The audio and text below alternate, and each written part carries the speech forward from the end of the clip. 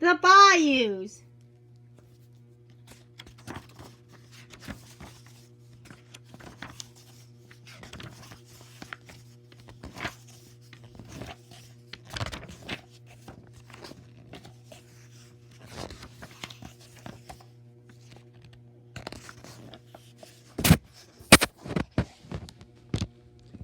The waters of half a continent churn through the Louisiana in the formidable currents of the Mississippi and a tributary, the Red River, both shown in white. On the way, they feed countless smaller waterways known as this part of the world as bayous. Neighboring states have bayous, but as this map demonstrates, Louisiana is quintessential a bayou country. In the northern half of the state, most of the terrain is dry and hilly. Areas with elevations above 150 feet are indicated by deeper green. In Louisiana's Delta region, where the Mississippi and its main tributary, the Atchafalaya, meander to the Gulf of Mexico, the land is mostly flat and mostly wet, with many freshwater swamps and open sunlit salt marshes. Both are marked by blue dashes. Louisiana's Indian and French heritage is richly recorded in the names of towns and waterways. The bayous themselves are shown on the map as solid blue lines, as are the Atchafalaya, the smaller rivers and man-made channels. Wildlife refuges and public parks and forests are outlined in red, while a line of blue dots traces the intercoastal waterway, an inland route for small boats. This is the bayous.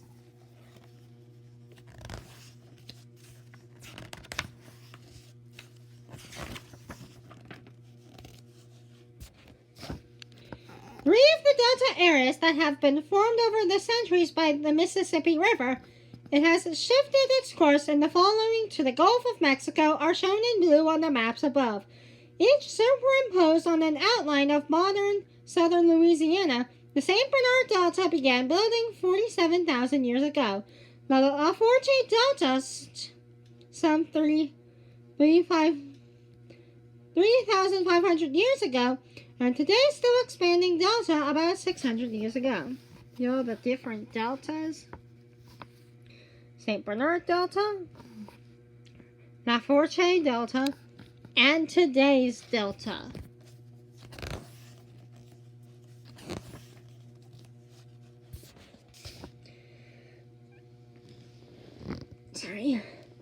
Flashing his white round patch in alarm, a young black hightails it through a freshwater marsh near the Mississippi River, heading for a thicket and safety.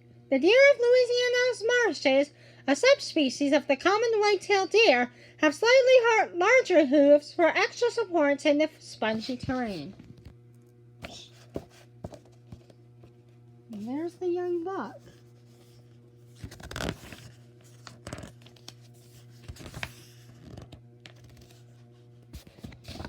Muddy and flooded, the Atchafalaya River snakes southward, soaking the wooded areas on both sides of it.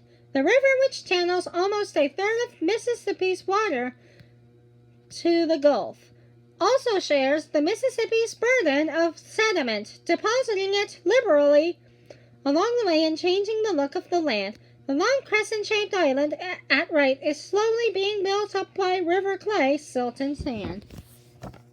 This is the Atchafalaya.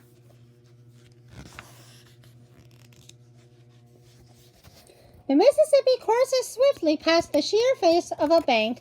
It has been into to a previous period of flooding. The bare soil, laced with a tangle of exposed tree roots, is evidence that the river has undercut the bank and sliced off a chunk. Trees and all, new vegetation may grow to cover the denumbed earth until the next time the waters rise to attack it.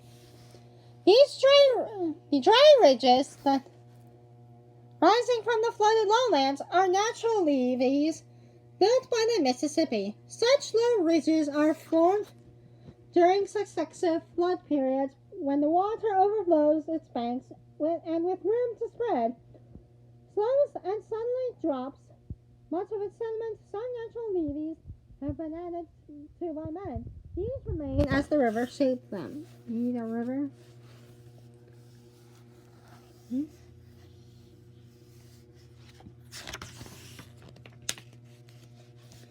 Countless thousands of pale green water hyacinth plants blanket a pond in the 1,900 square mile Atchafalaya Basin and extraordinarily invade a mixed stand of cypress, taplogum, and willow trees. Beautiful but pestilential, the water hyacinth grows nearly everywhere in the freshwater bayous, clogging the waterways, choking out other vegetation, and cutting off the sunlight necessary for aquatic life.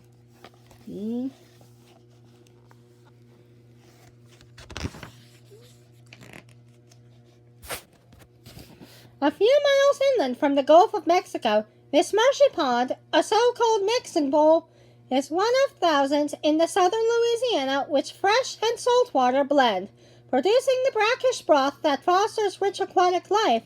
Fresh water enters the pond